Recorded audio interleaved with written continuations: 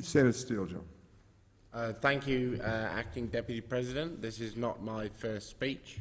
I will continue before I was interrupted by question time by going to the nature of the housing crisis, which is gripping our nation and locking my generation out of the housing market altogether.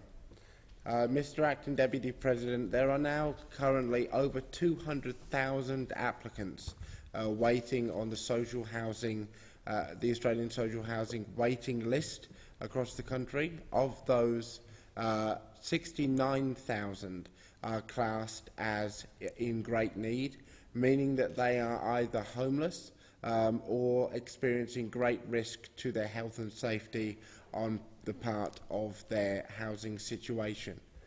We have a situation today in Australia where the policy mechanisms which have been adopted by this chamber and the other place have worked to create a housing market in which it is now impossible for those, particularly of my generation, to think of home ownership as anything other than a distant dream.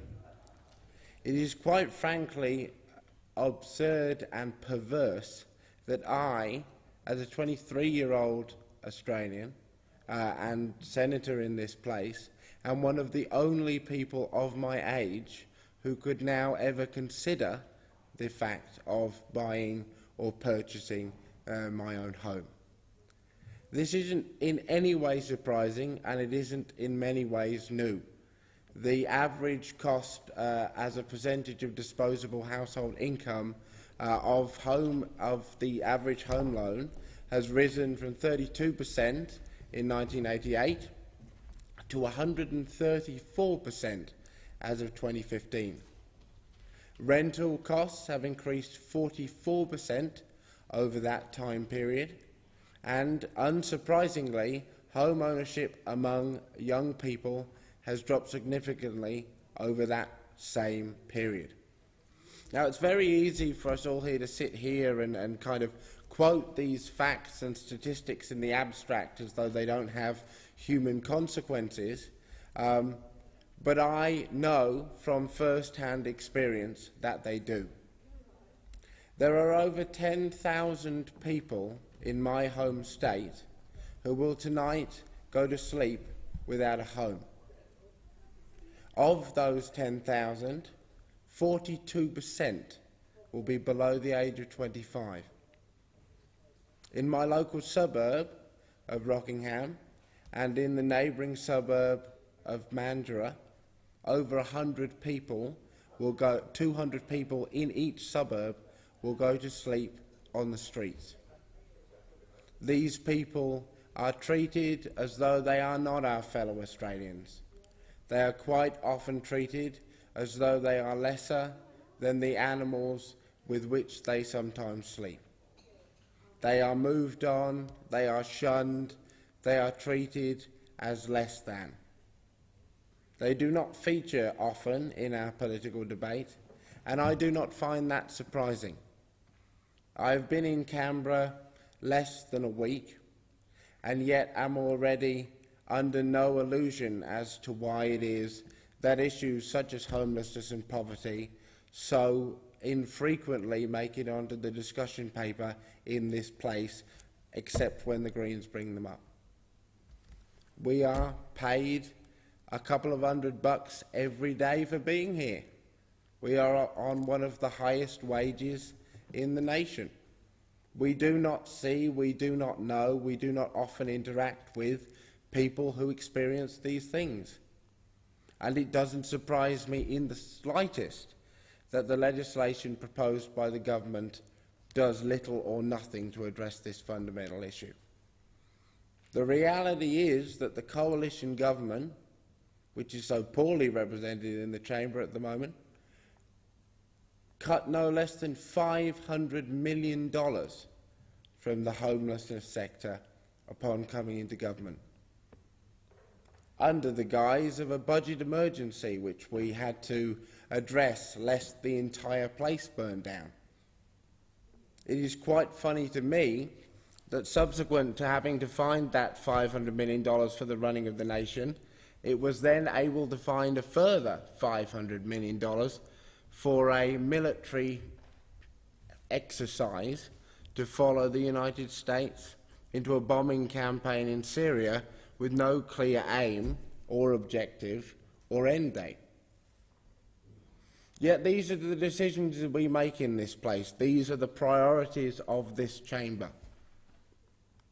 You are confronted with the reality that your inability to act in this issue are causing people to die nightly on the streets of every single capital in this country. It is within the power of this chamber to change that reality for the lives of tens of thousands of people, to confront the vested interests which so often seem to influence your decision-making processes and act in the common good.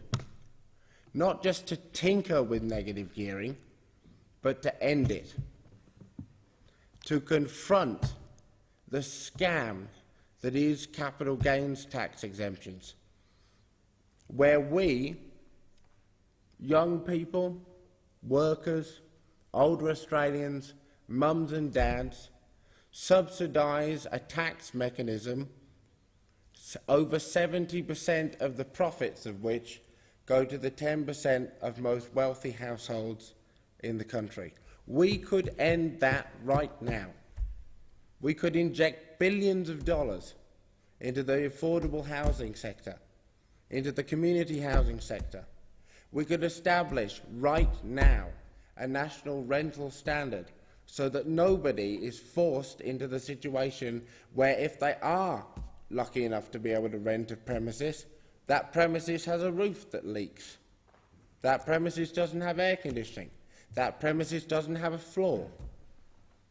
We could establish national tenancy rights standards so that tenants are always on an equal footing with landlords. And we could ensure that rental amounts are affordable for those who are faced with the need to pay them. Because the reality is that only 2.9% of rental properties on the market right now are affordable. Only 0.2% of that number are affordable if you are on the New Start payment. We could change this right now. The Greens would support any motion in this place to do so, and we back this legislation because at least it admits that the policies of this government are part of the problem, that homelessness is not inevitable, that it is not a reflection of a social or personal failing. It is the reflection of a policy failing, of policies which have been passed through this chamber within my lifetime. We could do these things, but we do not. Instead, we sit here and we fiddle. We fiddle while people die on our streets. So I support this legislation. It spasms in the right direction, but it goes nowhere near as far as is needed. And I would ask every senator in this chamber who does not sit with me on the Greens benches to reflect upon why they believe that serving the vested interests of those groups who lobby for the continuation of these policies, which do nothing but exacerbate this problem, think that it is more important to serve them than serve the people who elected them to this chamber. Thank you. Thank you, Senator Steele-John. Senator Brown. Thank you, Mr.